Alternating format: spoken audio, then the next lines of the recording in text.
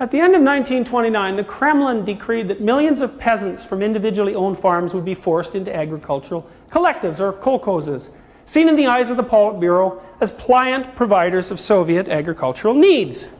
In defiance of the facts, Soviet ideologists hammered out an appropriate Marxist terminology to explain what was going on. Throughout grain-producing areas, it was said, resistance to this scientific scheme was being organized by so-called rich peasants, or kulaks. With his customary brutality, therefore, Stalin decreed the liquidation of the kulaks as a class. Well, Stalin liked this idea of like group guilt. That was a major theme for Stalin. Like, that meant I really didn't have to ever pay attention to you as an individual. I could just decide if you were a doctor, or engineer, or a kulak, or a German, or whatever ethnic, racial, or educational division happened to characterize my particular target at the time. And it didn't matter if you were guilty as an individual. That whole notion never even obtained. It was class guilt that mattered, and if you were in one of those classes, well, we were better without you. And of course, the nature of the class just changed constantly, but it was a perfectly logical thing to think if you believed in like historical determinism. If your parents were rich, bourgeois, what was the probability that you were going to be a useful part of the workers' collective? Be easier just to get rid of you ahead of time so you didn't cause too much trouble. So then you think about these kulaks, rich peasants. Well, who were these people? Like when we get down to the individual level. So you go in a village. Village was full of serfs like not 40 years before. So these are people just struggling out of the feudal society, right? And you got some people in there who've managed to be successful enough as farmers, which is no easy thing, to like have a house and maybe hire one person. And you know, maybe have a little extra food in the larder and a few kind of material possessions. So these are successful people. And so you could say, well, they're the ones that actually knew how to farm. It's one theory. Or you could say the reason they had all this stuff was because they stole it from all the other people, right? And then you think, okay, so I march into town, I'm a Soviet revolutionary, and I say, hey, guys, you know those rich people? They stole everything they have from you. And then you think, okay, which of you guys is going to listen to that?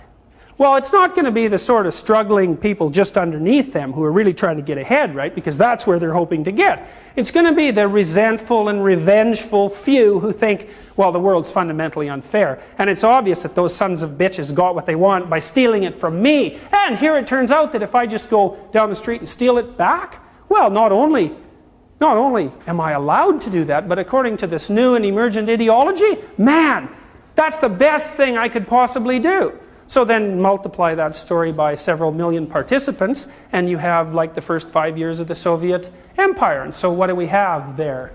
The result was a catastrophic onslaught on millions of peasant households.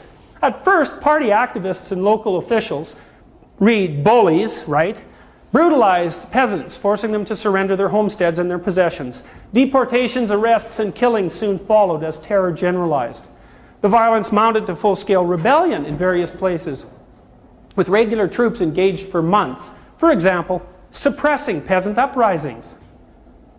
Resistance took various forms, usually reflecting the hopeless, desperate anguish of a doomed population. In the Ukraine, there were even women's rebellions, spontaneous uprisings of peasant women who attacked the local kolkhozes to demand the return of confiscated farm products. With a colossal impact on the Soviet economy, peasants slaughtered their animals by the millions rather than see them seized. For 2 years, the fighting raged. As the dreadful process of dekulakization continued, Stalin ordered a further assault on the recalcitrant peasantry, what Conquest calls the terror famine of 1932. Moscow writes Conquest. It's from a book called The Harvest of Sorrow. Knowingly decreed grain procurements from the Ukraine and elsewhere, exceeding by far what the local population could produce, right, which meant that everyone who lived there was forced and ordered to deliver more grain than they had ever grown. Communist brigades roamed the countryside, forcing agriculturalists to disgorge the little they had been able to produce under conditions of severe dislocation. Grain sat unused in state reserves while the local population starved.